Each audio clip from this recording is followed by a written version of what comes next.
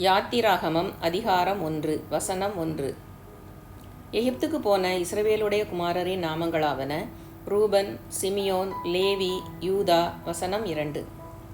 இசக்கார், செபுலோன், பென்யமீன். வசனம் 3. தான், நப்தலி, காத், ஆசேர் என்பவைகளே. வசனம் 4. இவர்கள் யாக்கோபுடனே தங்கள் தங்கள் குடும்பத்தோடும் கூட போனார்கள். வசனம் 5.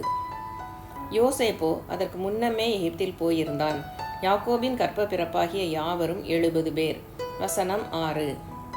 யோசேப்பும் அவனுடைய சகோதரர் யாவரும் அந்த தலைமுறையார் எல்லாரும் மரணமடைந்தார்கள். வசனம் 7. இஸ்ரவேல் புத்திரர் மிகுதியும் பழுகி ஏராளமாய் பெருகி பலத்திருந்தார்கள். தேசம் அவர்களால் நிறைந்தது. வசனம் 8. யோசேப்பை அறியாத புதிய ராஜன் ஒருவன் எகிப்தில் தோன்றினான். வசனம் 9. அவன் தன் ஜனங்களை நோக்கி, இதோ இஸ்ரவேல் புத்திரராகிய ஜனங்கள் நம்மிலும் ஏராளமானவர்களும் பலத்தவர்களுமாய் இருக்கிறார்கள். வசனம் 10.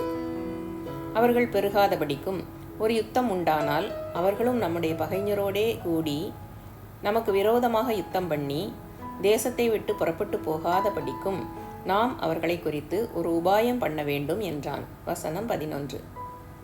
அப்படியே அவர்களை சுமைக்கிற வேலையினால் ஒடுக்கும்படிக்கு அவர்கள் மேல் விசாரணைக்காரரை வைத்தார்கள். அப்பொழுது அவர்கள் பார்வோனுக்காக பித்தோம், ராமசேஸ் என்னும் பண்டசாலை பட்டணங்களை கட்டினார்கள். வசனம் 12. ஆனாலும் அவர்களை எவ்வளவு ஒடுக்கினார்களோ அவ்வளவாய் அவர்கள் பலுகி பெருகினார்கள். ஆகையால் அவர்கள் இஸ்ரவேல் புத்திரரை குறித்து எரிச்சல் அடைந்தார்கள். வசனம் 13. எகிப்தியர் இஸ்ரவேல் புத்திரரை கொடுமையாய் வேலை வாங்கினார்கள். வசனம் 14. சாந்தும் செங்கலுமாகிய இவைகளை செய்யும் வேலையினாலும் வயலில் செய்யும் சகலவித வேலையினாலும் அவர்களுக்கு அவர்கள் ஜீவனையும் கசப்பாக்கினார்கள். அவர்களை கொண்டு செய்வித்த மற்ற எல்லா வேலைகளிலும் அவர்களை கொடுமையாய் நடத்தினார்கள். வசனம் 15.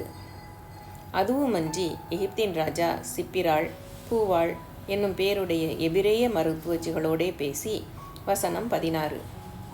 நீங்கள் எபிரேய ஸ்திரீகளுக்கு மருத்துவம் செய்யும்போது அவர்கள் மனையின் மேல் உட்கார்ந்திருக்கையில் பார்த்து, ஆண் பிள்ளையானால் கொன்று போடுங்கள், பெண் பிள்ளையானால் உயிரோடு இருக்கட்டும் என்றான். வசனம் 17. மருத்துவச்சிகளோ தேவனுக்கு பயந்ததினால் எகிப்தின் ராஜா தங்களுக்கு இட்ட கட்டளைப்படி செய்யாமல் ஆண் பிள்ளைகளையும் உயிரோடே காப்பாற்றினார்கள். வசனம் 18. அதனால் எகிப்தின் ராஜா மருத்துவச்சிகளை அழைப்பித்து, நீங்கள் ஆண் பிள்ளைகளை உயிரோடே காப்பாற்றுகிற காரியம் என்ன என்று கேட்டான். வசனம் 19. அதற்கு மருத்துவச்சிகள் பார்வோனை நோக்கி, எபிரேய ஸ்திரீகள் எகிப்திய ஸ்திரீகளைப் போல அல்ல, அவர்கள் நல்ல பலம் உள்ளவர்கள். மருத்துவச்சி அவர்களிடத்துக்கு போகும் முன்னமே அவர்கள் பிரசவித்தாகும் என்றார்கள். வசனம் 20. இது நிமித்தம் தேவன் மருத்துவச்சிகளுக்கு நன்மை செய்தார். ஜனங்கள் பெருகி மிகுதியும் பலத்து போனார்கள். வசனம் 21. மருத்துவச்சிகள் தேவனுக்கு பயந்ததினால் அவர்களுடைய குடும்பங்கள் தழைக்கும்படி செய்தார். வசனம் 22. அப்பொழுது பார்வோன் பிறக்கும் ஆண் பிள்ளைகளையெல்லாம் நதியிலே போட்டுவிடவும் பெண் பிள்ளைகளையெல்லாம் உயிரோடே வைக்கவும் தன் ஜனங்கள் எல்லாருக்கும் கட்டளையிட்டான். அதிகாரம் 1 முற்றிற்று.